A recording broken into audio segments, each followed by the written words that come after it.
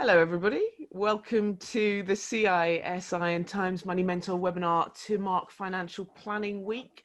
We're just waiting for a few people to join us. So hello everybody, I hope you're having a good start to the week. Hello James, hello Jacqueline, hope you're doing well. Morning.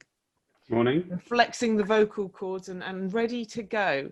So I think we'll just get started if that's okay. This is Financial Planning Week and we're of course going to be discussing all aspects of financial planning, what it is, and of course how it could benefit you.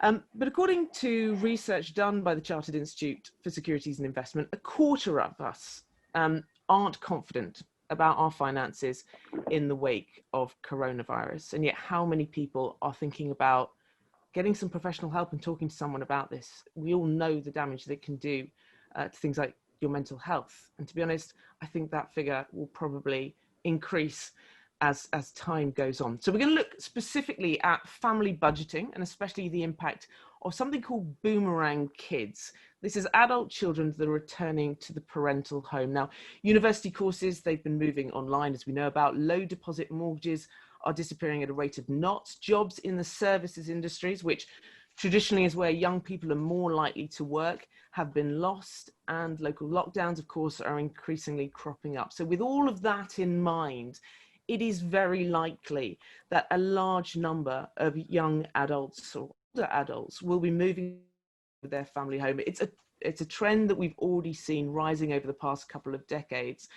So all of this in turn will impact on family budgets and, of course, retirement plans on parents. So what do we all need to be thinking about now to ensure a more secure and happy financial future? So to join me to discuss this topic is Jacqueline Lockie, Head of Financial Planning at the CISI. Welcome, Jacqueline. And James Mallinson, Servo Private Wealth, a certified financial planner and chartered wealth manager. Welcome, James. A bit of admin, a bit of housekeeping, everybody. Please do ask questions and post them in the Q&A box at the bottom. We will read those as and when they come up, or at the end. I might reserve a bit of time at the end there. So just to bear in mind that you won't see other people's questions. Don't let that put you off. Don't be shy. Please do ask questions. They are being read.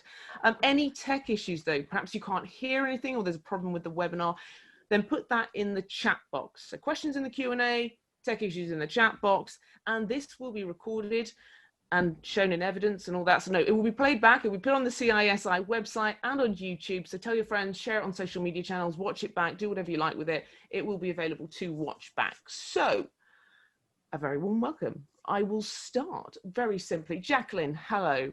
Financial Planning Week. Let's just go there very briefly. What is it? Why is it so needed?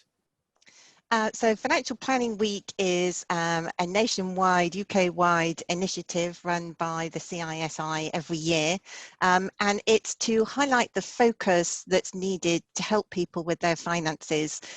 As you mentioned in your introduction, Georgie, a lot of people have been worried about their finances, particularly this year. There always are a number of people worried about their finances every year anyway. But I think, as you indicated, our research shows that that has increased this year in the wake of the coronavirus pandemic. And so I think it's an ideal time for the public to engage with financial planners right across the country who are willing to give them some free hours of help and assistance to get their finances in order and perhaps take that first step. Absolutely. I should have also just said, I'm Georgie Frost, by the way. Hello, I work for Times Money Mentor. So there's lots of information and advice on our website. Do go there. But who are you? Who is CISI? Let's do a little bit of an introduction. So the CISI is a professional body. It ultimately helps represent the public via helping financial advisors, wealth and investment managers gain better exams to be better qualified, so that at the end of the day, the aim is that us as members of the public, we all get better quality advice as a result of it. James, question to you. Yes, so I'm James. I'm a financial planner. I run a firm called Servo Private Wealth. We're based in Sussex. We kind of act as people's individual chief financial officer.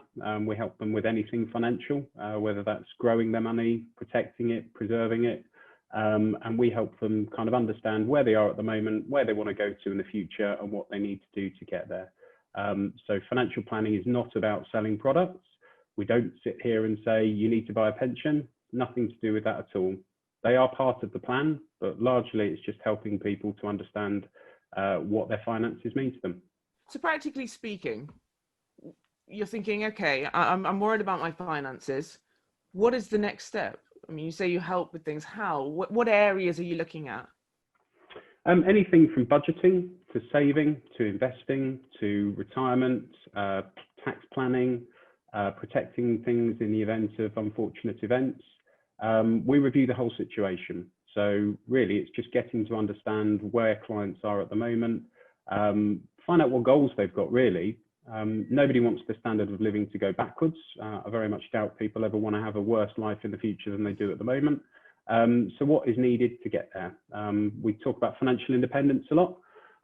Just because you can work doesn't mean you necessarily want to. I'm sure we all kind of want to have that day on a beach or buy that car, buy that house. It's really just understanding what you need to do to achieve those goals that you've got in the future. Jacqueline, I think I know some of the answer to this, but what do you think are sort of the main reasons that perhaps people don't go to a financial planner? So that's a great question, actually. I think that a couple of things. Many people think that it's too expensive, that they can't afford. No, it's not too expensive, particularly not this week, because if you contact a financial planner through the Financial Planning Week part of the CISI website, you can get at least an hour's free assistance to start you off. But no, it's not expensive. All the charges are laid out and transparent, so you know exactly what you would have to pay if you decided to continue any relationship that you start this week. Some people think that, as James mentioned, I'm just going to be flogged a product. Somebody's going to just say that I need some sort of, I need to max out on my pension, but actually I've got other conflicting things. I might have credit card debt that I'm trying to pay off. I might have worries about my job and trying to build up an emergency fund for things like that to protect you in the short term. And so this is where financial planning really comes into its own to establish what's right for you. And just being able to have that conversation with a financial planner would be really important. But I think a lot of members of the public, they will have seen in the press over the years, some financial advisors and wealth managers have got into trouble with a regulator. We've had a pensions mis-selling scandal. Obviously, we've had issues with mortgages and the collapse of banks and so forth over the last couple of decades. Stock markets have gone up and down, been quite volatile this year as well. All that adds to the uncertainty. If you're not really that interested in the financial markets, perhaps you might see the market going up and down and start to worry, and that tends to put people off too. I wonder as well, James, if there's an idea that financial planning is just for rich people. I don't have enough money, so why should I spend some money, whatever that might be, some few hundred quid, maybe more, whatever. Why should I bother? I don't have enough anyway. How much is enough, though? I think the biggest question we always ask people is how much is enough? To some people, we can tell anybody how to achieve financial independence immediately. Sell everything, go and live in Mongolia, and you'll never have money again. But everybody's standard of living, everybody's goals are going to be individual and personalised to them. Whether you've got a few £1,000, a few £100,000, a few million, your standard of living and your objectives are going to be very personal to you. So as Jackie said, why not take the opportunity of a free consultation, somebody to sit down with you, go through the process, and then you can work out whether or not you are right for the planner. Planners work with people across all different spectrums of the wealth divide, whether they be business owners, where I tend to spend most of my time working with people in that generation. Other people focus on pre-retirement or post-retirement. Other people spend an awful lot of time working with people sort of 18 plus and around financial education. So there will be planners that can suit the marketplace that you find yourself within. It may not be the person that you see on the screen today, or perhaps somebody that's local to you, but what the CISI do and what the CISI put out is we all adhere to a similar standard and a similar way of doing things. So you know that if you're working with a CFP or a financial planner that uses the CISI, that whole process is going to be repeatable, similar, and there will be somebody that can help you with your circumstances, regardless of the size of pot of money. Well, that's good to know. And regardless, it sounds of age as well. So that's a bit of background. I will delve in a bit later on into perhaps some of the more practicals, how do you find a good one, etc., etc. But I want to get more into the topics that we want to discuss today. And we have mentioned the impact of coronavirus. It would be remiss of us not to think that this is going to severely impact on many people. But we are focusing particularly on family budgets and families where you have adult children returning or staying at home, because that can be very impactful. And I think it's important to note, not just, I think, financially speaking, but emotionally speaking as well, Jacqueline. Money affects us emotionally. It does, very much so. The BBC did some research about 18 months ago about the boomerang kids, adult children who leave home, and the parents kind of reset their lives post children around the house, and then they come back again. The statistics show that adult children are coming for longer periods of than in the past. Obviously, a lot of the things that we've already mentioned so far this morning, rising interest rates, uncertainty and difficulty with the jobs that they're doing, really that short of money means that the adult parents are, taking back those children and living in the house for, what might start off to be 3 or 6 months turns into perhaps a number of years, and the emotional strain, I think, for all parties concerned, both for the adult children returning home, but particularly for the parents who had kind of readjusted their lives to be post children in the house. The research showed there was significant mental strain on them, although that the parents did feel that it was their duty, obviously, in life to help their children as much as possible, but there really is a strain, a mental health element to this, as well as a financial impact. James, what's your experience of this? I'll give you some first-hand experience if you'd like. It's a sad story, but my brother's relationship broke down and he ended up having to move back with my parents. They were living in Tenerife at the time, so they decided to move back from Tenerife to the UK so that my brother could live with them, and he could have his children come and stay, rather than sort of living in a one-bedroom flat. My dad decided to pull some money out of his pension to help my brother with a business.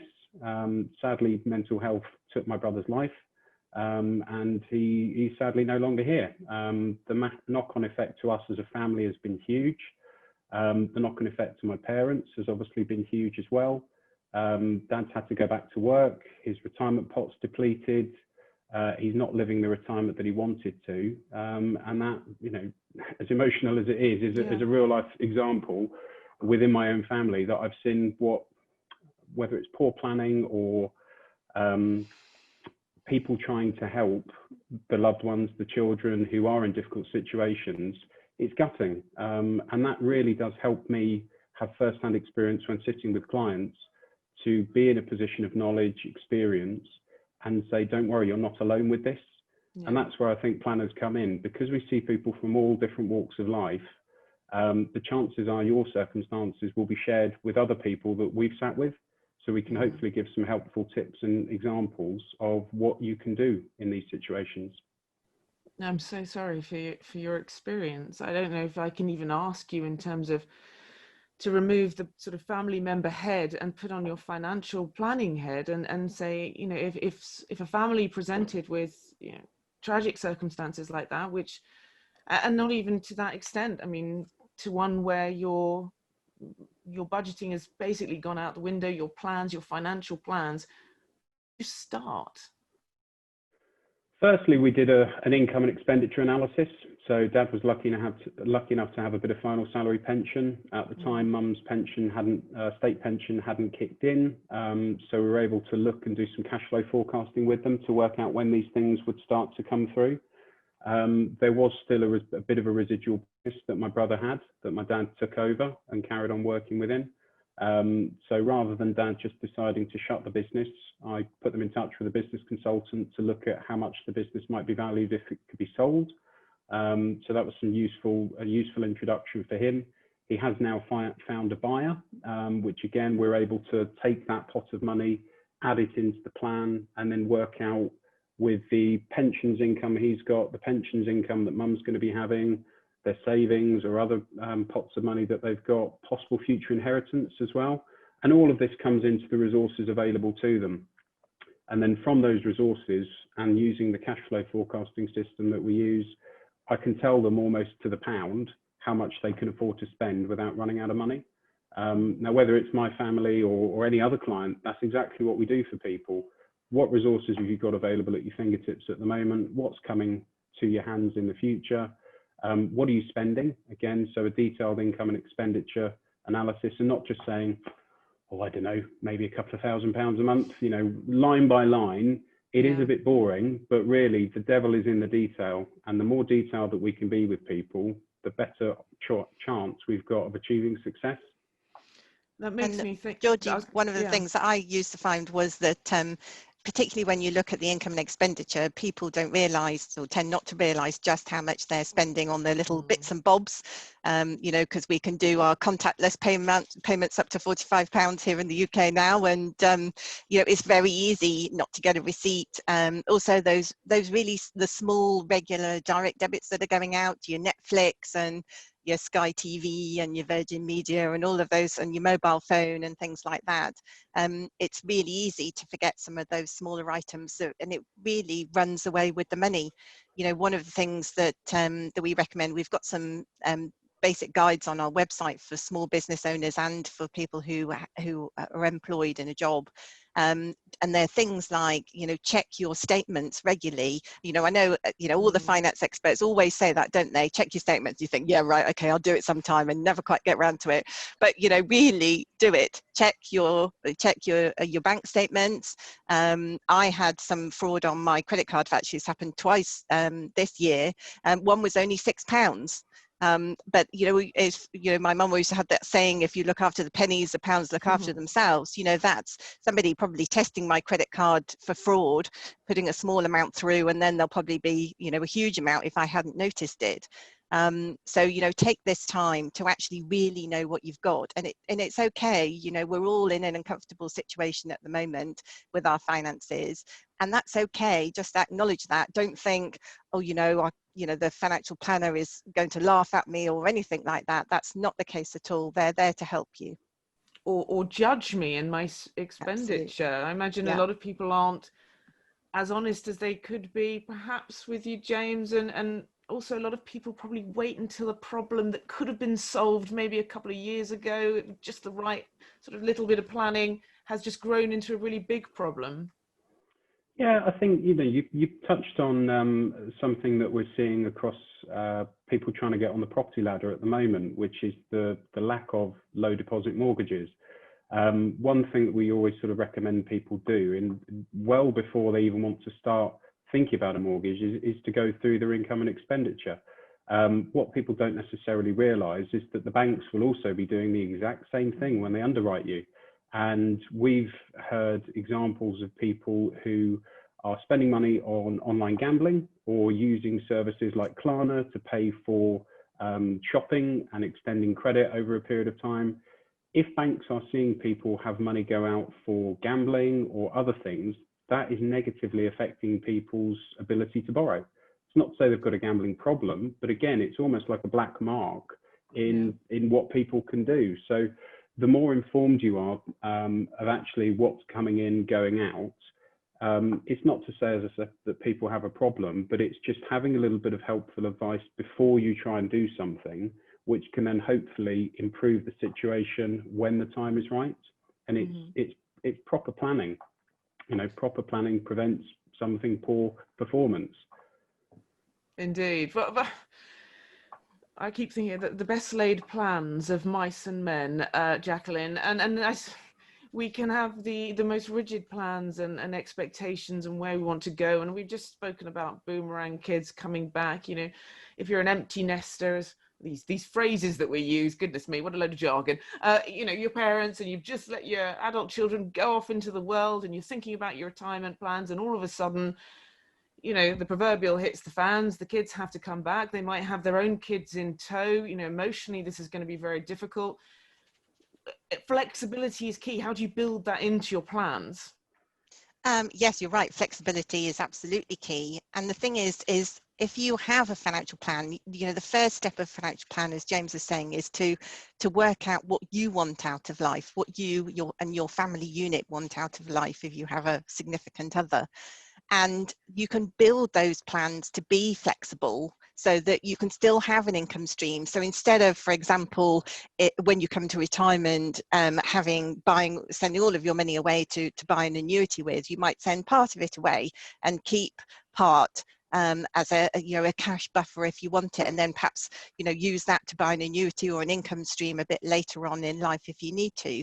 And so, you know, we are not all experts of every product and every facility that there is out there, and that's why going to seek advice, to seek expert advice from people who know about all those sorts of things, they're more up to date than, you know, the rest of us, and they also know about those sorts of things, so they can work out what the best fit for you is. And that might be, it might be having all of your, you know, your pension buying an annuity, but actually might not be.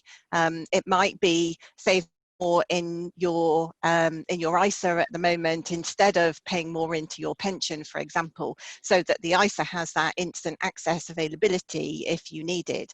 But it's all those products, if you like. I always think of them, I think of your financial plan as your car. And you know, you've got this destination that you want to get to, whenever that may be. It might be, you know, in the short term, or it might be in the longer term.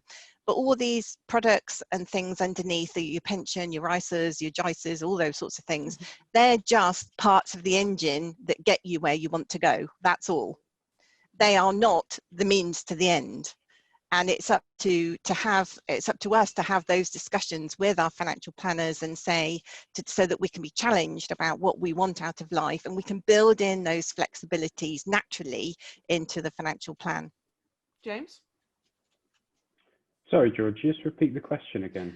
Flexibility being key. And I was wondering there, listening to Jacqueline as well, I mean, how much, I assume if someone wants to buy a house, for example, and you think, well, actually, you don't have any money going into your pension, do you try and steer them? Do you force them? How much do you adapt to what your client actually wants to do? The first thing is to listen and to ask intelligent questions, and a lot of that comes back to what are you trying to achieve, both now, next week, next month, next year, 5 years, 10 years, and you build the plan in chunks of time. If somebody is trying to save for a house deposit, there is no point almost whatsoever trying to tell them you need to be doing this into your pension. You've got to work on what's in front of you at the moment. I've got a client that I'm working with right now. He's 32, living in rented with his partner, wants to save for a house deposit, but he's also mindful that he would like to be financially independent at some point in the future. So we're going through a process of saying, right, how much does he need for a house deposit? What has he got coming in? What has he got going out? Allocate a certain portion of his funds to that house deposit, and hope that with the growth rates that we've discussed in terms of what cash savings are available, because it's within the next 2 years, it's too risky to put it in the stock market. We've quantified how much he needs to be able to save each month so that he's got the deposit that he needs. We've spoken about the mortgage affordabilities and what he might be able to borrow. So that kind of covers the short term. Aside from that, we've then looked at what happens if he can't pay his can't work, can't earn an income. So we've spoken about protecting that income in the event of his disability or sickness or illness. From a death perspective, that's less of a problem. Doesn't have any children, he's not concerned, doesn't have any liabilities to protect. So sort of ticking that box, doesn't need anything. But then from the available budget that he's got, we've actually started looking at putting a portion of that into retirement savings. So it's a combination effect. It's not all or nothing, or everything in one place and nothing in another. It's just working out how much have you got available and where's the right place to put it. Listening to that, Jacqueline, some of it sounds like, dare I say it, you could probably do that yourself. Where do you Yes. come in? No disrespect, Jane. I'm sure you No. add unbelievable value, and Jacqueline's just going to back you up right now. But I just thought a lot of people might be thinking, hang on, could I not do this with a, Reading Times Money Mentor and the like? Could I not just sort of couple this all together myself? So the short answer is yes, you can, if you have the time and the inclination. And the answer to those two questions for the majority of us are no and no. Yeah. So, but what is a good thing to do is to actually sit down, with your family unit and actually discuss it. Talk about money, talk about what you want out of life, what you want to achieve with your life, what you want the money to do for you, so that you've got it all out in the open. You're not making assumptions that your partner or other half might you think have made on your behalf, so that you can actually prepare yourself when you go and seek advice, that you can answer some of those questions straight away and then be challenged. We all have things that we want to do. Probably we want to achieve 2 or more things at exactly the same time. That's just the way life is. We might want to pay off all the debt on our credit card. We also might want to buy a new car. I have a friend actually who's only 27, and in lockdown he was made redundant the first week of lockdown, and he managed to get a job for 2 days a week. About a month or so ago. So his dad, who's a friend of mine, had enough of a cash buffer to pay the rent on his flat where he was living, so he didn't have to move out. In the meantime, he's got this job only for 2 days a week, but he's actually got some self-employed income as well. And then he called me last week and said, oh, I've got this little pension that work are going to start for me, because obviously there's a compulsory workplace pension as well. Is that enough? Well, the answer is no, not on 2 days a week worth of income, but he's got some other self-employed income. So I said, what about splitting that up, spending some of it yourself? Obviously some he'll have to pay in tax because it's self-employed income, and then perhaps maybe instead of saving some of that self-employed income, pay a larger proportion of your earned income as a pension. So just increase the pension amount a little bit, so it kind of balances out. So it's about, he's only 27. But he still came and said, oh, I probably ought to think about it soon. And the answer is yes, you ought to think about it now. But there are these conflicts, and that's just the way life works. So we kind of have to think through where our priorities in life are, and we will have some short-term priorities, and we'll have some more medium and long-term priorities. And that's the key thing, James. I think a lot of people now, especially young people, perhaps they're thinking about maybe they have a student loan or buying a house or paying into a pension or worried about their job. I mean, these were issues obviously before coronavirus, but I imagine that's heightened the sort of conflict between these competing interests. We've seen millions of people stop putting money into their pensions or have reduced the amount. We know that inertia means it may take a very long time for people to get back in. What would you say, I guess, to anybody who's in that situation where they're thinking, pensions, goodness me, that's so far in the future. I don't have to think about that right now. I've got much more pressing concerns. Yeah, I think, I don't know whether it's worth, in fact, we'll bring up some slides in a moment. So yeah, you are absolutely right. People do need to pay the bills today. That is, the most important thing. Nobody needs to be left homeless because they have less money coming in. I don't think necessarily people perhaps understand some of the implications of the furlough scheme. If they have been furloughed and their wages have been reduced and the government's paying 80% of their wages up to the £2,500, their pension contributions will have been affected as well. So regardless of whether they've stopped paying or their payments have been reduced, people haven't necessarily twigged to that fact. If people do stop paying contributions in, it is effectively saying goodbye to free money. Employers have a mandatory obligation to pay 3% of a person's wages as long as they're part of the qualifying amount, earning over a certain figure, over a certain age. If you opt out of that, you're giving away 3% of your salary, which could go towards saving for retirement. Same thing on the benefit side of things as well. If you've had a reduction in pay and you then become off work sick or you die in service, potentially those benefits might be affected too. But with all of these priorities, it's trying to understand with the conflicts what you need to address right now. And there are some things that, yes, you will need to put off till later, but to be forewarned is to be forearmed, and understanding exactly what the implications of coronavirus have been, or furlough, or job insecurity, you can then be more informed for what the future looks like. And I suppose coming back to your question on can people do it themselves? Yes, they can.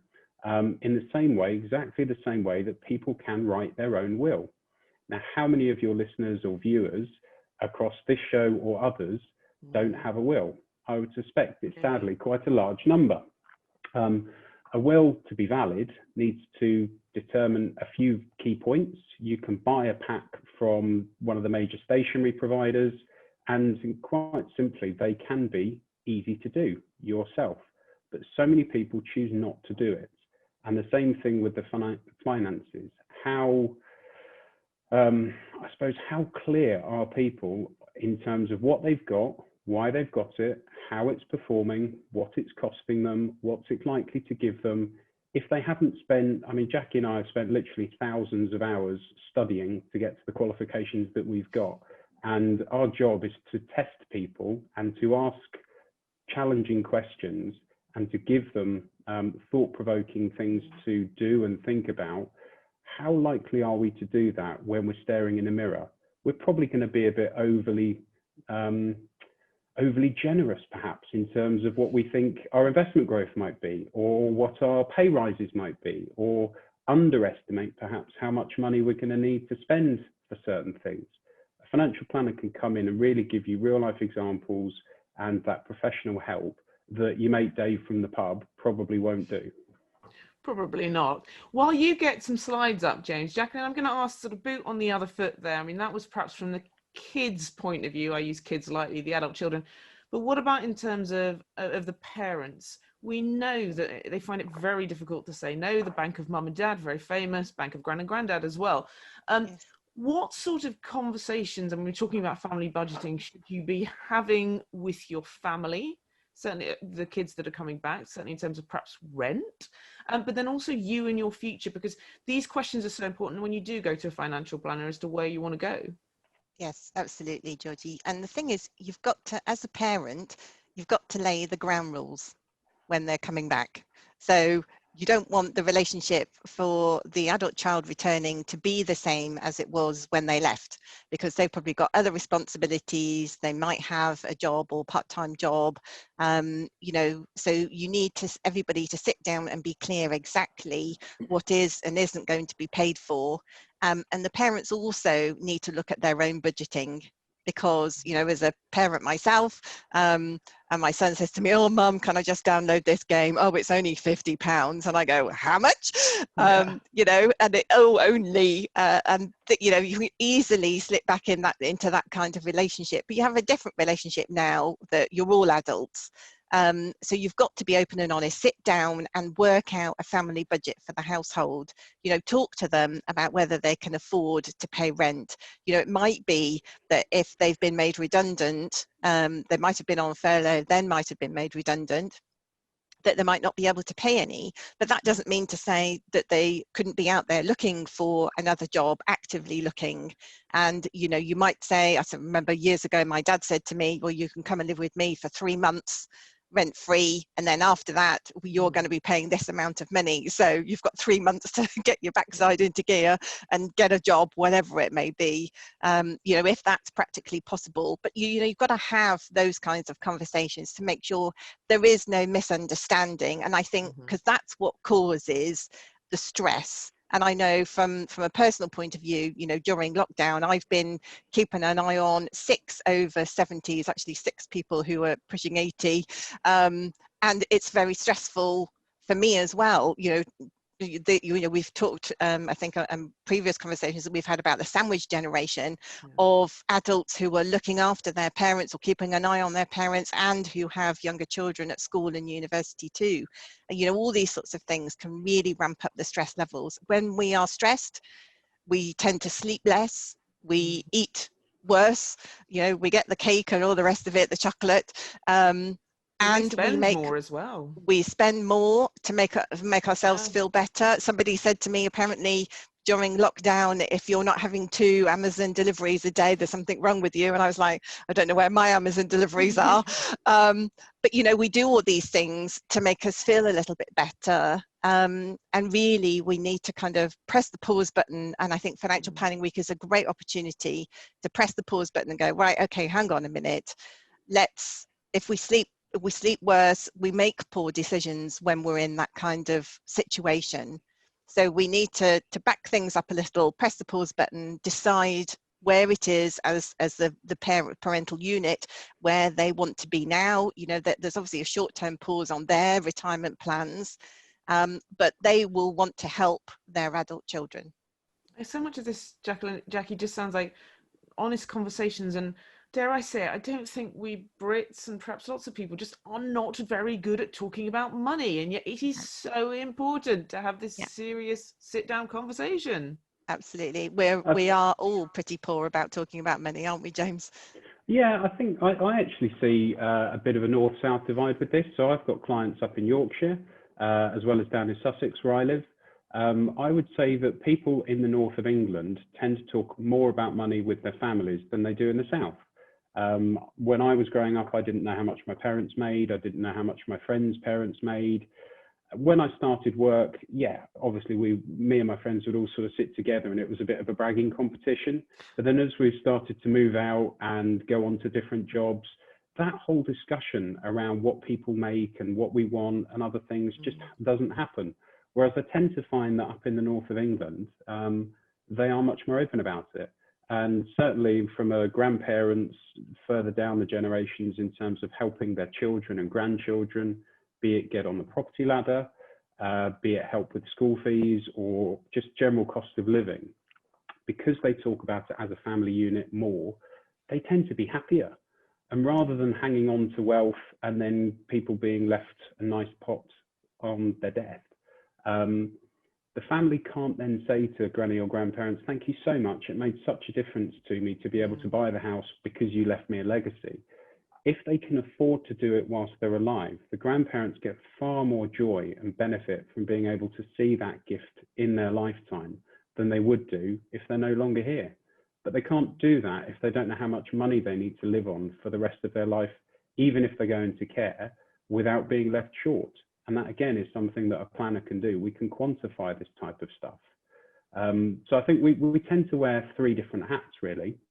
One of which is a bit of a life planning coach, asking challenging questions, being a shoulder to cry and all that sort of stuff. We then move on to the financial planner. What resources have you got now and in the future? And then finally, we put on the regulated hat of financial advisor, where we talk about the product bit, whether it's company A versus company B, fund, investment choice, all that sort of stuff. Unless you're seeing a proper financial planner, a lot of people, sadly, in the industry will jump straight to the product or straight to the investment engine. And that largely doesn't affect or doesn't listen to why people are doing what they want to do and what they want to happen in their own life. Okay, James, you promised some slides for us, but just a quick reminder, if anyone has any questions, please do put them in the Q&A. Any tech issues, put them in the chat box. James, what are you going to teach us? I'm just going to show you, if we can jump to slide 2, please, techie people. Don't know if that's coming up yet. We've spoken a lot about a financial plan, and what is it? What does it look like? If you go and see somebody who follows the 6-stage process that the CISI sets out, whether they be a certified financial planner or just part of the CISI's ecosystem, most financial planning firms will use cash flow software with you. These days, proper financial planning, I don't think, can be delivered without it. So can anybody see slide 2? I'm hoping they can hear me. Okay. Anyway, so what I've done, I've prepared a basic client, John Smith, 25-year-old, forget the name, forget gender, nothing like that at all. What I wanted to try and demonstrate was what a plan might look like for a 25-year-old, a 30-year-old, and then a 35-year-old.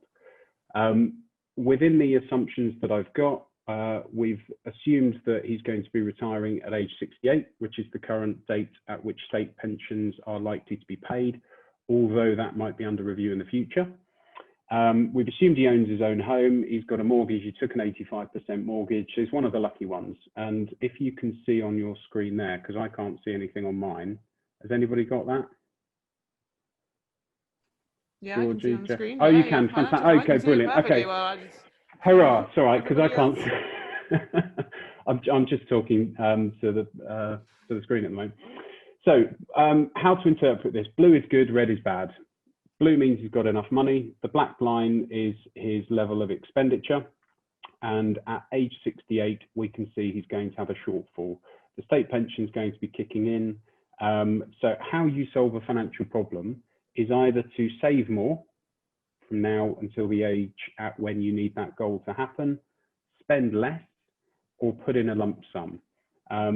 For a 25-year-old, if he was saving £3,711 a year, he would have enough income to get him to his current rate of expenditure. So no drop in terms of lifestyle going backwards. Mentioned earlier in the call, nobody wants to see their life worse off than they are today. So it's keeping that both in line with inflation, not a huge sum of money. Slide 3,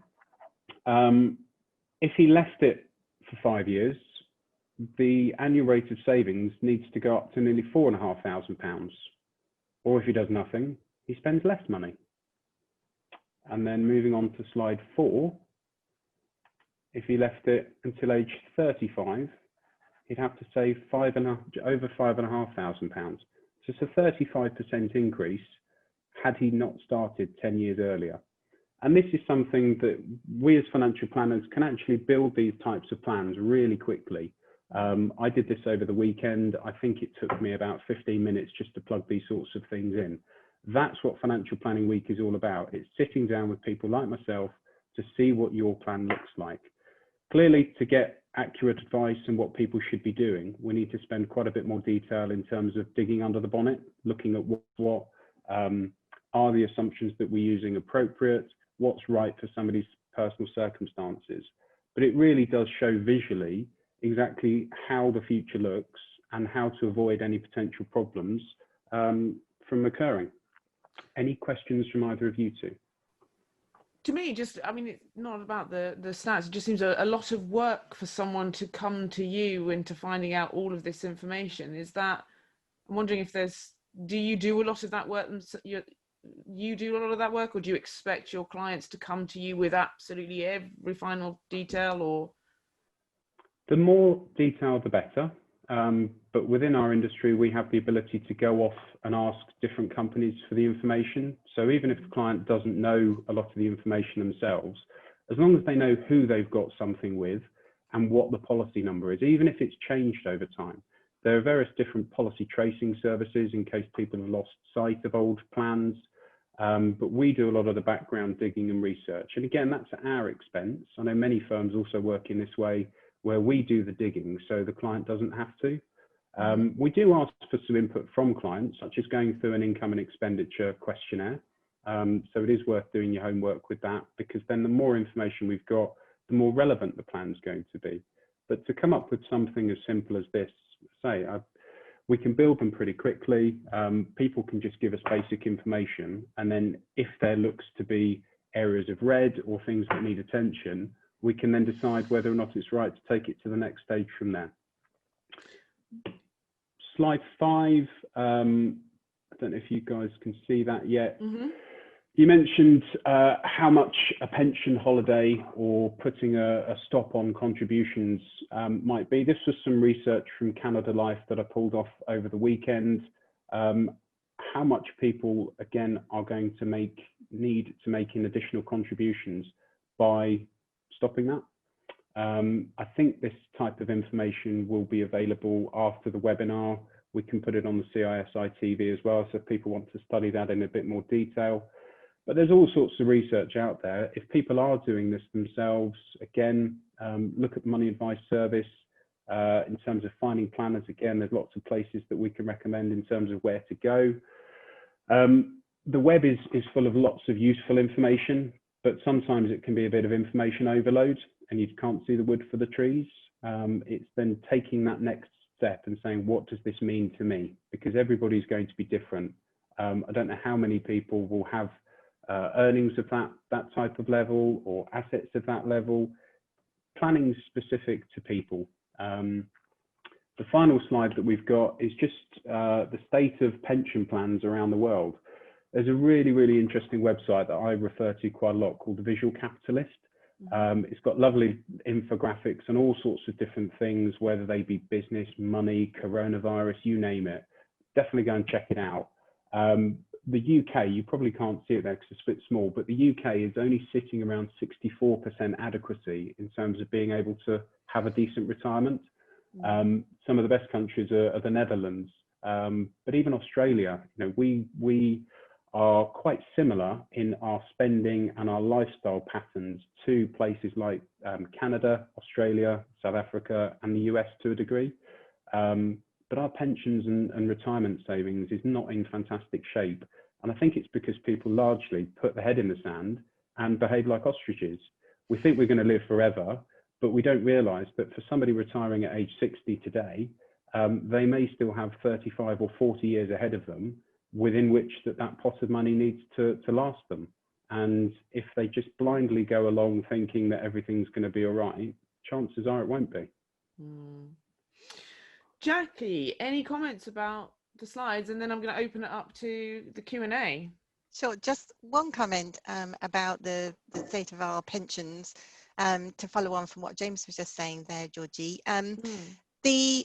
Yes, it's true about the pensions, but we do have other assets. Many people have ISAs tucked away, perhaps PEPs even tucked away, have been lurking over the years. So try and think of things in generic terms. So when we're looking at retirement, for example, basically the aim of any kind of investment is to get the biggest money possible to give you the income that you want when you stop working. So try and think of it in those generic terms that, excuse me, if you might not have a big pension, if you can pay in a little bit more after you've sought, if you've got your own financial plan and you realise you need to pay in a little bit more. But remember, there are those conflicting objectives. So you can still use other funds, other cash deposits, other ISAs to go towards that pension pot for that retirement pot. So it doesn't mean that when we all get to our retirement ages and stop working completely, we're not just living off just our pension funds and that's it. Hopefully we will have other resources as well. Okay, fantastic. Let's get some questions. I mean, the first one here, I know this is a tech question, but I imagine a lot of people will be interested in this. Is there a website with any of those graphics, infographics, the slides, James? Where can we see that? Yeah, so the last slide that we showed was from a website called the Visual Capitalist, visualcapitalist.com. So you can go and have a look at that. The cash flow forecasts, that's from a piece of software called Voyant. It isn't available to the public. It's only for licensed professionals, and it's an expensive bit of software, but it's invaluable in terms of helping people see their financial plans. Other bits of financial planning software are available. There's about 3 or 4 within the UK. As long as the financial planner that you're working with is using it, good news, because they all largely bring together them and bring them to life. So you can kind of see things. Historically, people would have just gone and sat with somebody and they'd have gone, oh, you need to pay in this much. But I think pictures paint 1,000 words with these types of things. And if people can understand why they've come up with those numbers or what it looks like, they're far more likely to take action. Okay.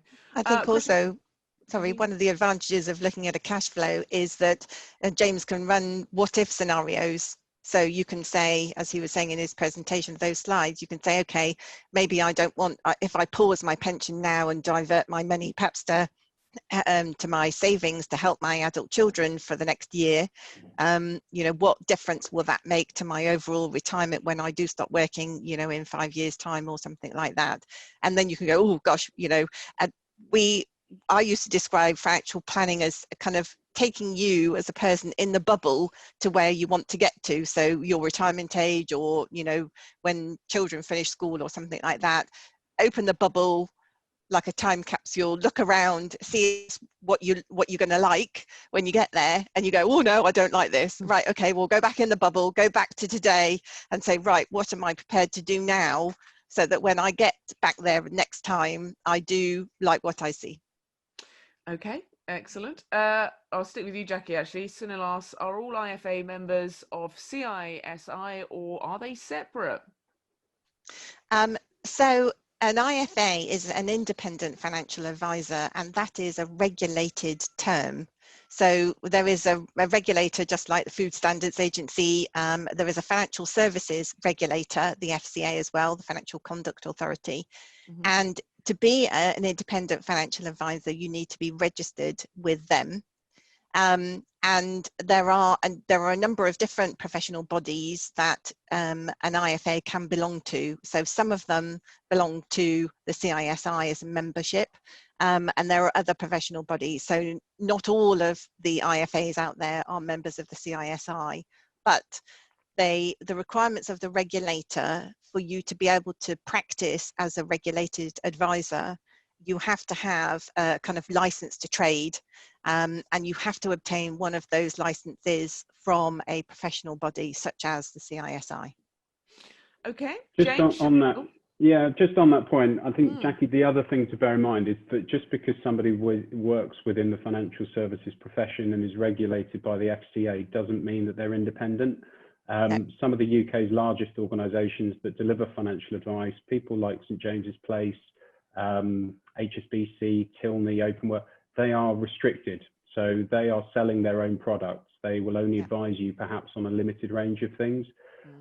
Places like Which, places like financialplanning.org, Money Advice Service, even Money Saving Expert, they will point you towards independent people who, in our view, give a better level of service because they're not tied to giving you something that kind of fits in a narrow box.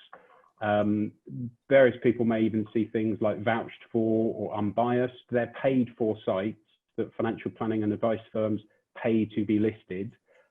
Just because firms appear on those websites doesn't necessarily mean that they're the most appropriate for you. You should always check out to see on the FCA's register whether the firm you're working with is authorised by the regulator.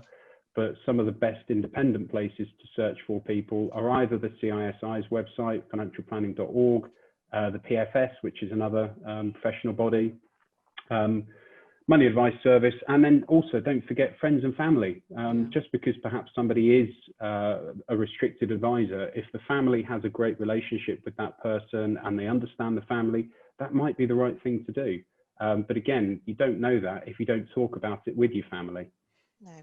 On our website, there is a top 10 questions to ask a financial planner when you see them or speak to them, so that as an individual, you can be comfortable with asking these questions, establishing clearly what the kind of relationship you might have with that person, how much you might pay in the future, obviously outside the 1 hour's free advice that you will get during Financial Planning Week, and the kind of service that you could expect from that individual. And that's really important to establish because, as James said earlier, it's not just about, well, can I give advice on a pension or an ISA or whatever it is. This is about financial planning. This is about taking you in your little time capsule to where you want to be. It's about challenging you and asking you those poignant questions so that you can think yourself exactly what it is that you want your money to do for you for the future. No, I'm glad you pointed that out. Thank you, both of you. Anonymous asks, and I'll ask James, should a 23-year-old consider financial planner, or is this a little early? The earlier you Never start, too early. the less you need to the less you need to put in typically. So again, you don't know unless you have the conversation. And I think also starting that conversation so you start to understand the difference between financial advice and financial planning, that even if you don't have that much money, or perhaps you've just got on the property ladder, or those kinds of things happening, paying off student debt, things like that are going on at the moment, that you still need to understand how to budget properly, both now and also, you know, at that age you will have aspirations for the future, and you can have those conversations so you can start to perhaps help to clarify those aspirations, and then you can start to take even just the smallest step towards achieving what it is that you truly want out of life. So you might as well start now. Indeed. Jackie, we spoke about independent advisors, and we're not disparaging, of course, the advisors that you mentioned from the likes of St James's or HSBC or Tilney or wherever. How important then is it, someone is asking here, an anonymous attendee, I'm not just being rude there, I don't know the name, how important is it for the advisor to be independent? So the difference between, there are two terms, there's an independent financial advisor and there's restricted, as James mentioned. So if you are independent, then you can search, you know, so I talked about the car, and the products are the engine that get you where you want to go. So that is the only bit that is either restricted or independent. And if you are independent, it means that you are free to search the entire marketplace for the best product for that individual client. It doesn't matter where it is, who provides it in the UK, they can search it anywhere across the UK to find the best product. If you are restricted, then there is a set prescribed list of products that they can offer you. So it might be a half decent product, but it might not be the best product. It might not be the most suitable for you, although it still has to be, in legal terms, suitable. You know, you can't say, well, I give you financial advice and I think that you should have a pension, therefore I'm going to send you off to have an ISA instead or something. You know, it can't be like that. It's got to be in the same vein, but a restricted advisor can only offer you the products and services available through that company. Now, if there is, say, some restricted advisors, for example, might not be able to offer you life insurance cover if you needed it. So at that point, they can send you away to another regulated advisor who might be able to provide that service for you, but they wouldn't be able to offer you advice on that part of the plan for you. James, just quickly, Michael's asked, is the 4% drawdown rule in retirement still sustainable, or does it need to be revisited? Actually, we had an article on this week. There is a discussion to say perhaps it does need to be revisited. But again, we tend to find that retirement isn't linear with people. So just sort of taking out a flat 4%. A lot of clients that I work with go through 3 stages of retirement, one of which is immediate retirement, when they've just stopped working. Invariably, they want to go on more holidays, spend more money, see their friends, the spending actually goes up. Then when they start to achieve slowing down, aching limbs, those sorts of things, the spending might drop off a little bit, back down to normal levels. And then they get to the point where perhaps sometimes they don't want to get off the sofa, they want to sleep all day, and they're, I don't know, in their 80s or 90s, depending on what lifestyle you've led, where the spending really does come down. Or perhaps you might go into care when the spending goes absolutely straight through the roof again. So just working on a flat 4% withdrawal rate, we tend to find doesn't necessarily reflect the real life scenarios that clients present with. Okay, I'm conscious that we've run out of time, or we're running out of time. So before I let you leave, though, could you leave us with 3, if we were to leave with 3 key takeaways, what would they be? What would you give us to take away from this webinar? Jackie, you first. So my first key takeaway would be, imagine that today is a rainy Tuesday afternoon. You are sat on your sofa. What are you thinking about achieving out of life? What is it that you want to achieve with your money? It can be anything you want, but answer some of those questions yourself. Really think about you and your family unit. My second tip is get your finances in order. So do a basic budget. Spend a Sunday afternoon getting all the paperwork out, looking online, to know exactly what you spend. And finally, part of that is looking at your credit cards and debt. Can you do something about that now to ease the outgoing money that you're using to service that debt? James? 3 things. 1, don't leave it till it's too late. So take action now. Second thing, ensure that you're having an annual review of your plans. Are they still fit for purpose? Are they doing what they should do? Are you paying the right amount of money? Are you getting the right return? Have that annual audit every year without fail. And the third thing is don't rely on your mate Dave from the pub. Just because it might have worked for him doesn't mean it's going to work for you. You do need to seek, in my opinion, professional, independent advice. But don't ignore friends and family, but don't always think that they've got your best interests or your entire circumstances and understanding at the right level to be relevant for your future. Fantastic. James Mallinson, Director of Servo Private Wealth, Jackie Lockie, Head of Financial Planning at the CISI, and to everybody that got involved today, asked questions or just observed, thank you so much. Do remember as well that this has been recorded and will be put on YouTube and the CISI website. So feel free to watch it again if you want to, or send it to your friends and family, or on your social media channels. Thank you so much to everybody involved. Thank you.